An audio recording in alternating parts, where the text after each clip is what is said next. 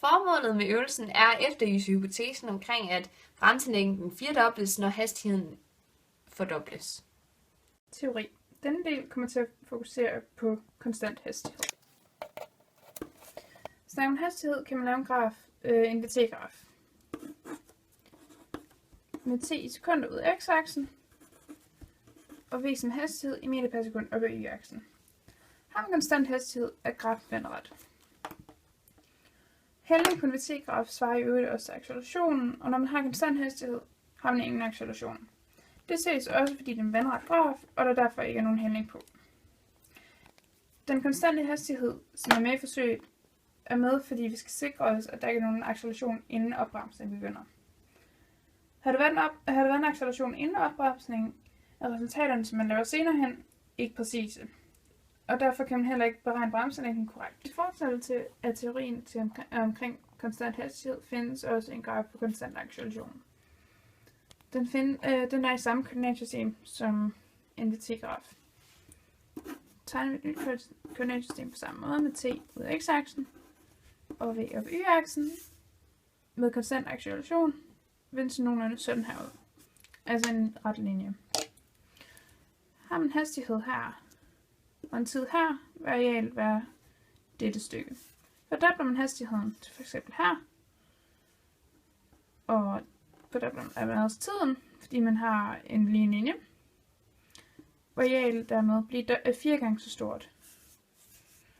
Det kan man demonstrere ved at dele op således. De her to arealer er lige store, og den deles her, og de to arealer er lige store. Dermed er det i alt 4 gange så stort. 1, 2, 3, 4. Og som bekendt er strækningen under, arealet under grafen svarer til strækningen. Derfor, når hastigheden fordobles,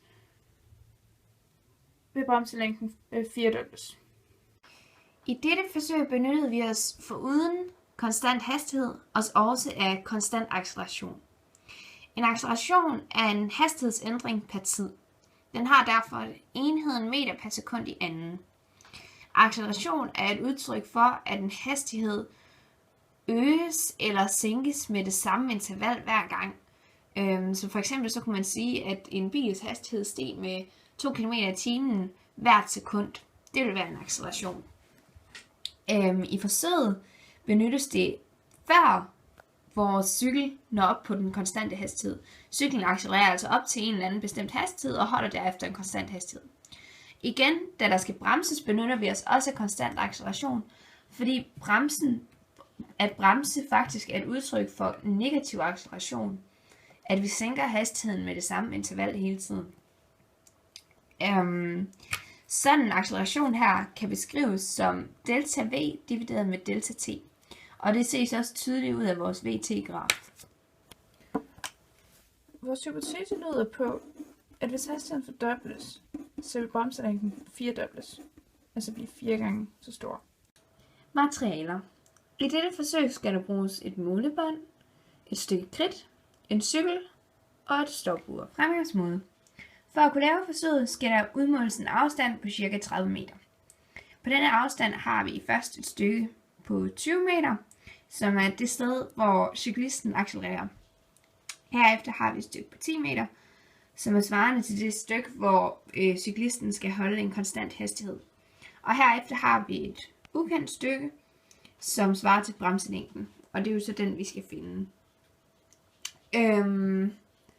Ganske simpelt, så går det ud på, at cyklisten kommer cyklende ind på det her stykke, hvor vedkommende accelererer.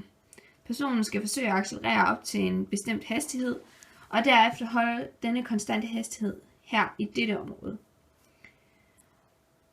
Og i det her område, for at kunne måle, hvilken hastighed der køres med, tages der tid.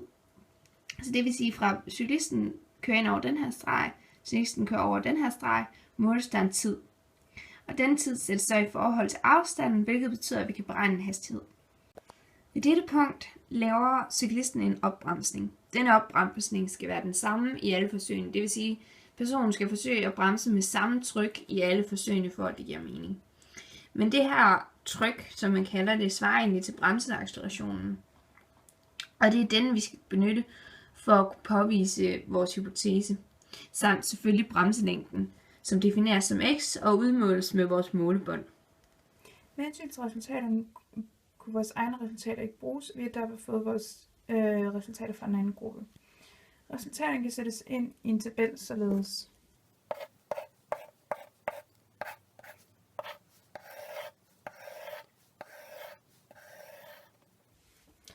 Forsøg 1, 2, 3, 4, 5, 6, 7 og 8. Og med strækning her, og tiden her, og hastigheden, og så strækningen, når den er nødt til stop, altså bremselængden. Resultaterne sættes herefter ind i tabellen, og databehandling kan påbegyndes.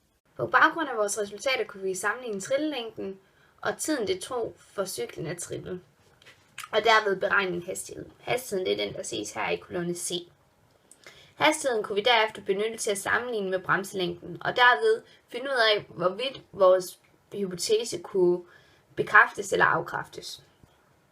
Men da det kan være lidt svært at sammenligne hastigheden og bremselængden bare her, plottede vi vores tal ind i en graf. Og den her graf, det er en potensgraf, da det er sådan en, man benytter ved denne type funktioner. Og ved potensgrafer er det rigtig vigtigt, at det her x-værdien i anden er så tæt på i anden som overhovedet muligt. Og man kan se her, at det er faktisk rigtig tæt på. Ligeledes er det vigtigt, at vores r-værdi er så tæt på 1 som muligt. Og her ligger den på 0,96, hvilket også er rigtig tæt på.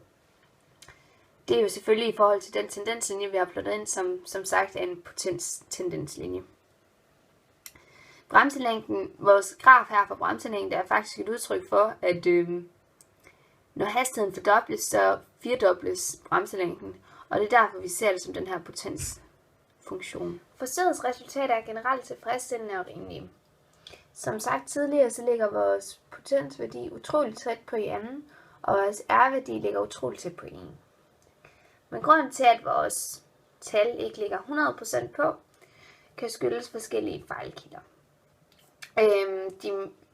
De fejlkilder, vi tænkes, de skyldes, er, at det kan være utroligt svært for vores cyklist at bremse præcis med samme styrke hver eneste gang. Og det har selvfølgelig betydning, at det er en acceleration, vi beregner ud fra noget tid og noget længde.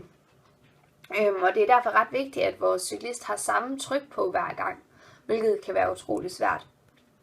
Herudover kan det også være svært at vurdere for dem, der tager tid, præcis hvornår cyklingen krydser linjen, hvilket også har betydning. Men generelt er vores resultater rimelige og stemmer overens med vores teori.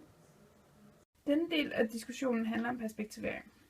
Man kan perspektivere denne øvelse til forløbet med kørekort, og man tit hører hypotesen.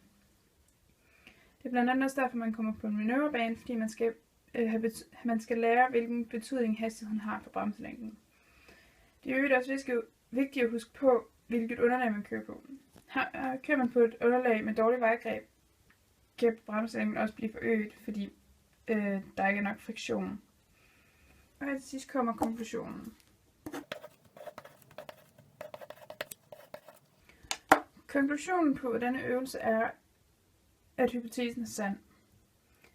Både ved beregninger og målinger har vi påvist, at bremselængden rent faktisk bliver firedoblet, hvis hastigheden bliver fordoblet.